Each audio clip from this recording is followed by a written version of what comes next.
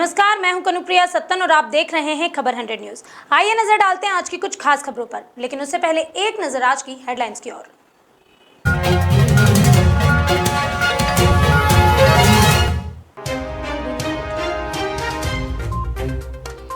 उज्जैन में बीजेपी मंडल ने लगाई हेल्प डेस्क, बुजुर्गों को लगवाई जा रही है वैक्सीन। 20 मार्च को कांग्रेस मनाएगी लोकतंत्र सम्मान दिवस, मध्य प्रदेश के पूर्व गृह मंत्री बाला बच्चन ने दी जानकारी। मध्य प्रदेश के पूर्व सीएम दिग्विजय सिंह ने किया निवाड़ी दौरा, बयान में भाजपा सरकार पर जमकर साधा निशाना। मध्य प्रदेश में बेमौसम बरसात, फसलों को नुकसान, कृषि मंत्री कमल पटेल ने मामला लिया संज्ञान।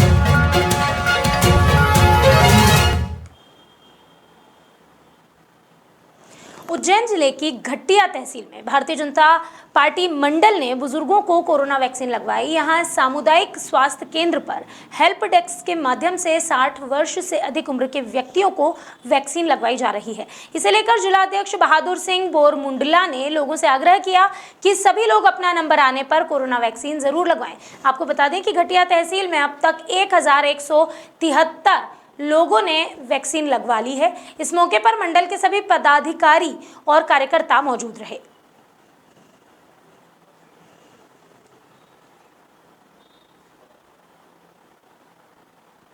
शुक्रवार को मुख्यमंत्री शिवराज सिंह चौहान ने नीम का पौधा लगाया। आपको बता दें कि मध्य प्रदेश के मुख्यमंत्री शिवराज सिंह चौहान ने शपथ ली है कि वो इस बार पर्यावरण को सपोर्ट करेंगे, जिसके चलते वो रोज एक पौधा लगा रहे हैं। इसी क्रम में उन्होंने शुक्रवार को नीम का पौधा लगाया। पौधारोपण के दौरान सीएम ने मीडिया से भी बातचीत की। मीडिया से बातचीत करते हुए उन्होंने कहा कि नीम का महत्व क्या है। उन्होंने मीडिया को यह भी बताया, साथ ही उन्होंने कहा कि नीम कड़वी जरूर होती है, लेकिन वो अमृत होती है। वहीं उन्होंने बढ़ते संक्रमण को लेकर कहा कि कोरोना को लेकर गंभीर होने की जरूरत है, चिंता करने से कुछ नहीं होगा। सीएम ने सभी से अपील की कि मास्क लगाएं, सोशल डिस्टेंसिंग का पालन भी करें। उसमें ही नीम का पौधा लगाया है। नीम में अद्भुत औषधीय गुण हैं जो हमारे स्वास्थ्य के लिए, कहते हैं कि कड़वी होती नीम लेकिन अमृत जैसे हैं। वृक्षारोपण का जो अभियान है वो लगातार जारी है। आज पश्चिम बंगाल में मेरी 2 सभाएं हैं और चुनाव प्रचार के लिए मैं वहां जा रहा हूं। कोरोना को लेकर गंभीर होने की जरूरत है, चिंता करने की जरूरत नहीं है। सारी व्यवस्थाएं चाक चौबंद हम कर रहे हैं। कोरोना का वायरस है, वायरस खत्म नहीं हुआ है। जरूरत है उस वायरस से बचने की, और इसलिए जो गाइडलाइन बनाई है, मास्क पहने, सोशल डिस्टेंसिंग रखें। गन्ने का मूल्य नहीं बढ़ाने को लेकर सरकार के खिलाफ कुशीनगर विधानसभा के बाड़ी चौराहे पर जनसभा आयोजित हुई, जिसमें प्रगतिशील समाजवादी पार्टी के राष्ट्रीय अध्यक्ष शिवपाल सिंह यादव ने भाजपा और कांग्रेस पर जमकर निशाना साधा। शिवपाल सिंह यादव ने भारतीय जनता पार्टी पर निशाना साधते हुए कहा कि एक तरफ महंगाई लगातार बढ़ती जा रही है, वहीं 4 सालों में गन्ने का 1 रुपया भी मूल्य नहीं बढ़ाया गया। इसी के साथ शिवपाल सिंह यादव ने सरकार पर आरोपों की झड़ी लगा दी। आइए आपको सुनाते हैं कि उन्होंने क्या कुछ कहा।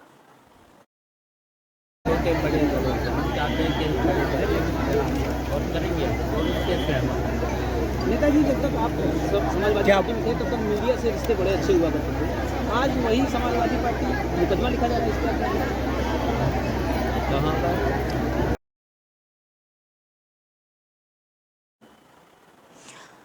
बड़वानी में पूर्व गृह मंत्री बाला बच्चन ने प्रेस कॉन्फ्रेंस की और बताया कि कांग्रेस 20 मार्च को लोकतंत्र सम्मान दिवस के रूप में मनाएगी।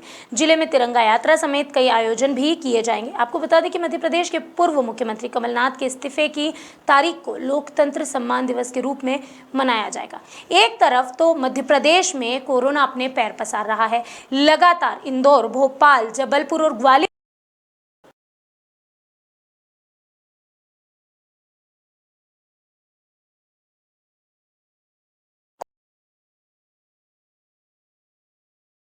डिस्टेंसिंग करने की अपील कर रहे हैं।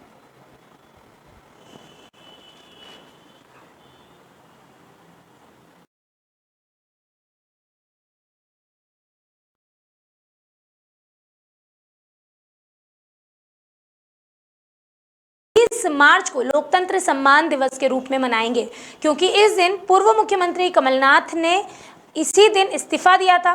इसी के चलते तिरंगा यात्रा निकाली जाएगी, कई आयोजन किए जाएंगे। आपको हम साफ तौर पर बताना चाहेंगे कि इन दिनों मध्य प्रदेश की स्थिति कोरोना को लेकर गंभीर होती जा रही है। ऐसे में इस तरह के आयोजन कहीं ना कहीं खतरा पैदा जरूर कर सकते हैं। एक तरफ तो हम मेलों को बंद कर लॉकडाउन के मुंह पर खड़े हैं, लॉकडाउन के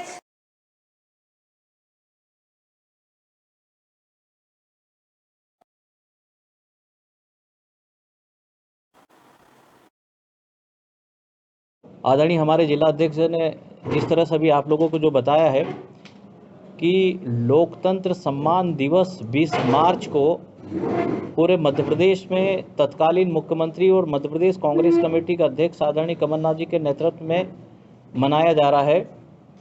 और कारण है सर्वविदित, आप लोगों को जो जिस तरह से अभी प्रेस नोट पढ़ के भी सुनाया गया है और अपने वक्तव्य में भी सारी बातों का खुलासा किया है कि 15 वर्षों बाद हमारी सरकार मध्य प्रदेश में कांग्रेस की सरकार बनी थी और बहुत बेहतरीन तरीके से आदरणीय कमलनाथ जी सरकार चला रहे थे।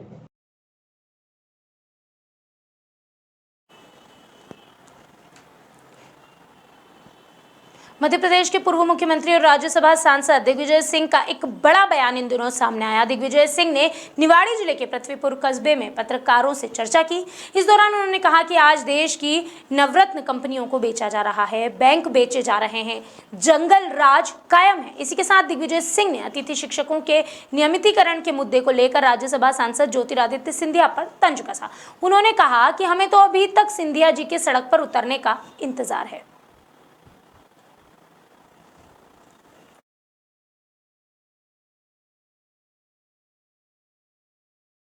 इस बारे में वो असल में हम इंतजार कर रहे हैं सिंधिया जी कब सड़क पर उतरेंगे। बंगाल चुनाव के लेके बंगाल का चुनाव हो रहा है, पश्चिम बंगाल ममता बनर्जी 1.5 पाँव से काहे को है, पूरी सशक्त है।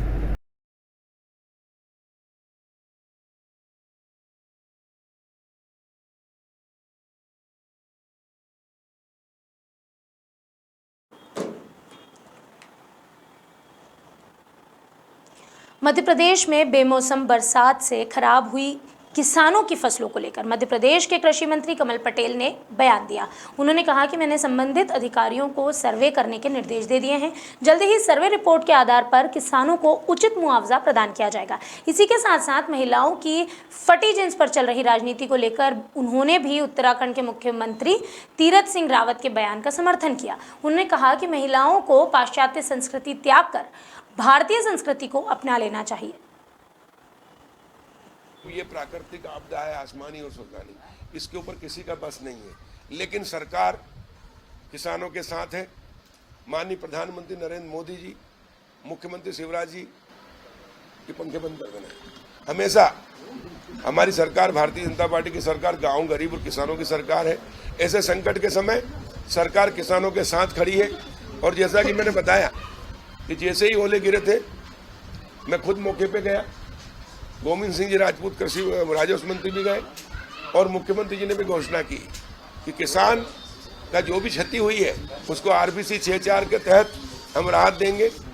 हम बीमा का कवरेज भी हमने बड़ी संख्या में कराया है, बीमा की राशि भी मिलेगी।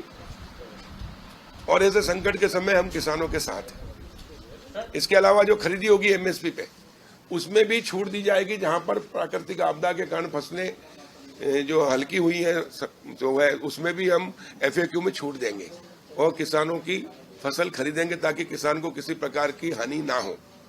क्योंकि हम मानते हैं कि किसान इस कोरोना संकट के समय, जब उद्योग धंधे व्यापार व्यवसाय सब बंद था, तो किसान ही था जिसने अपने खेतों में पसीना बहाया और अनाज पैदा करके इस देश के 130 करोड़ लोगों को 2 टाइम भोजन, सब्जी और दूध की व्यवस्था की। जब देश संकट में था तो किसान ने साथ दिया, आज किसान संकट में है। मध्य प्रदेश में लगातार बदलते मौसम को लेकर मौसम वैज्ञानिक जीडी मिश्रा ने बताया कि पिछले 24 घंटे में प्रदेश के भोपाल, होशंगाबाद, ग्वालियर, जबलपुर संभाग और सागर संभाग में मध्यम वर्षा हुई है। साथ ही कुछ जगह ओले भी गिरे हैं।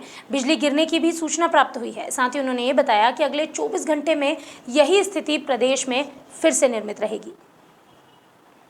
डॉक्टर जीडी मिश्रा, मौसम वैज्ञानिक, मौसम केंद्र भोपाल। और पिछले 24 घंटे में प्रदेश के भोपाल, होशंगाबाद, ग्वालियर, जबलपुर संभाग, सागर संभाग में हमको वर्षा मिली है, हल्की से मध्यम। कुछ जगह ओले की सूचना भी है, बिजली भी कड़की है, बिजली गिरने की भी सूचना है। और आने वाले दिनों में भी अगले 24 घंटे में प्रदेश में स्थिति अभी रहेगी। खासकर जो ये क्षेत्र हैं, भोपाल, होशंगाबाद, सागर, जबलपुर, रीवा, ग्वालियर, चंबल संभाग, इनमें ये फिर से अगले 24 घंटे में कहीं कहीं गरज चमक के साथ वर्षा होगी और ओले गिरने की भी संभावना है। और ये सिस्टम थोड़ा सा शाम के बाद कमज़ोर पड़ेगा और कल थोड़ा सा राहत होगी। इसके बाद 1-2 दिन बाद फिर से पश्चिमी मध्य प्रदेश में फिर से मौसम ख़राब हो सकता है, बिगड़ सकता है। एक पश्चिमी विक्षोभ भी आ रहा 20 तारीख को, तो उसका असर भी करीब 22, 23, 24 के बाद प्रदेश में। शोभा ओझा के शिवराज सरकार पर कई आरोप। जी हां, शोभा ओझा ने शिवराज सरकार पर कई आरोप करे हैं। उस पर पलटवार करते हुए भाजपा प्रवक्ता नेहा बग्गा ने कहा कि कमलनाथ की सरकार जब अल्पमत में आ गई थी, उस समय उन्होंने अपने कार्यकर्ताओं को आनन फानन में जिस तरह से रेवड़ियां बांटी थी, उस चक्कर में आयोगों में स्थापित किया गया था, जिसके चलते कोर्ट में यह मामला लंबे समय से निलंबित है। इसी के साथ नेहा बग्गा ने कई बातें और भी कही है। आइए आपको सुनाते हैं कि क्या कुछ कहा उन्होंने अपने बयान में। कमलनाथ जी की सरकार जब अल्पमत में आ गई थी, उस समय उन्होंने अपने कार्यकर्ताओं को आनन फानन में जिस तरीके से रेवड़ियां बांटने के चक्कर में आयोगों में स्थापित किया, उसी का परिणाम है कि आज कोर्ट में ये मामला लंबित है। शोभा ओझा जी आयोग की अध्यक्ष आप बाद में बनिएगा, जब कोर्ट से मामला जो है वो सुलझ जाए।